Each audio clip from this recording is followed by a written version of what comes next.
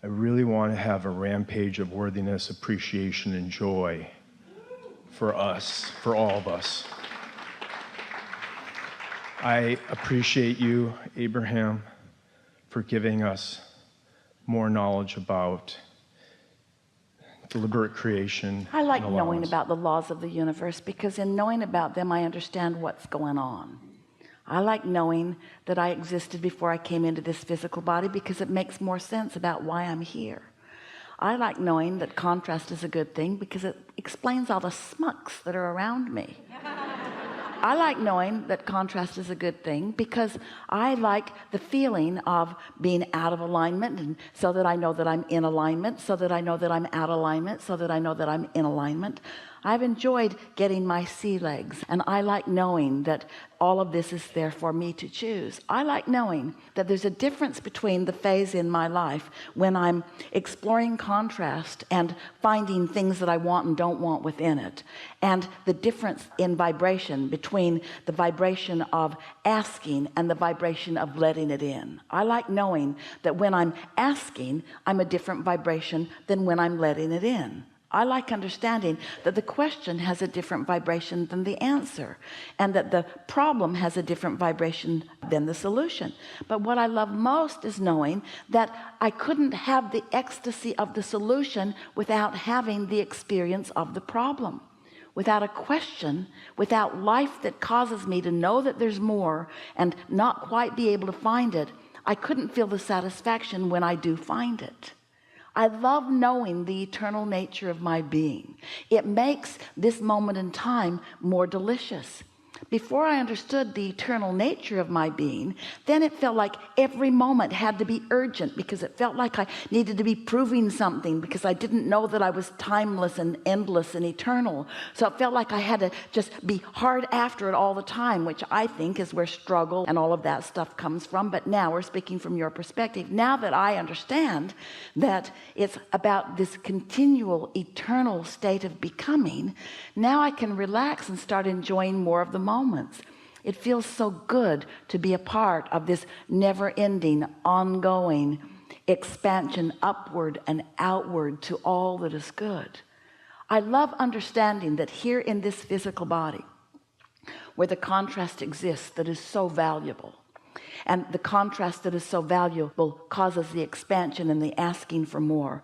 I love knowing that when I reemerge into non-physical, that any of that struggle or contrast is left behind, and that what I become and what I singularly then focus upon is all that I've asked for. In other words, the contrast produced the nugget of expansion, and I get it that non-physical is only focused upon that.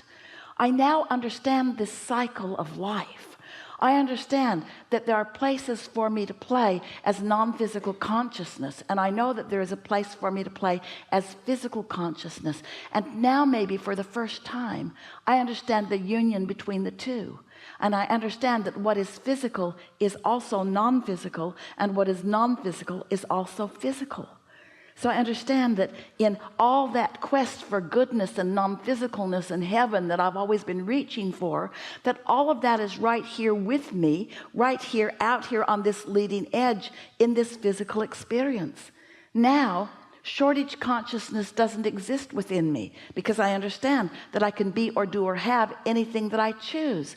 The comparative consciousness doesn't matter so much either, because some may be choosing something different than I choose, but there's no right or wrong in the choosing of the different approaches to life experience. I like most of all understanding that as we all fit together, that we all come from, and most recently, from this energy of pure, positive love consciousness. And when I don't do that thing I sometimes do, which disallows me from feeling that, but when instead I quiet my mind, or I focus in a way that is pleasing to me, and I allow my vibration to rise, and I feel the fullness of all that I am, under those conditions, it makes me feel so good as I focus into the conditional world of physical manifestation. I believe, we're speaking from your point of view, that I have found the perfect blend of non-physical and physical, or non-conditional and conditional. I now understand that we are here in these bodies exploring the details in such a way that we are literally taking thought beyond what it has been before. I get it that this time and space with all of its manifestations are as spiritual and as holy and as righteous and as godlike as it can become. I no longer have this feeling that I need to separate the secular physical world from the spiritual non-physical world. I get it that it's all mixed in here together. Most of all, I understand that I'm an extension of source energy in physical form, and that the physicalness of that which I am about is the manifestation of the spirit that is really who I am. I finally get it. Religion is fine. It's not something that I now loathe. I get it that people are trying to find their place in all of this. I just like it that I now understand my eternal place in all of this. I like knowing that Source loves me, and I really like to be loved. But even more, speaking from your perspective, I like to love. I like the feeling of love flowing through me, and I want to be more inner being like, because I know that my inner being doesn't need other humans to be likable in order for them to like them or love them. And that's the thing that I'm working on all day, every day. I'm wanting to flow the love that is natural to me, whether the object of my attention is lovable or not, which means I've accomplished this in two ways. I become a really good selective sifter because I can look around and find lovable things everywhere. But the thing that has served me the most is that I don't need a lovable condition in order to love, because I know how to tap into the energy that is love, whether I'm right now in this red hot minute looking at anything that is that lovable or not, because I understand here it is. There's step one and there's step three, and step one hardly ever loves, it just asks for it.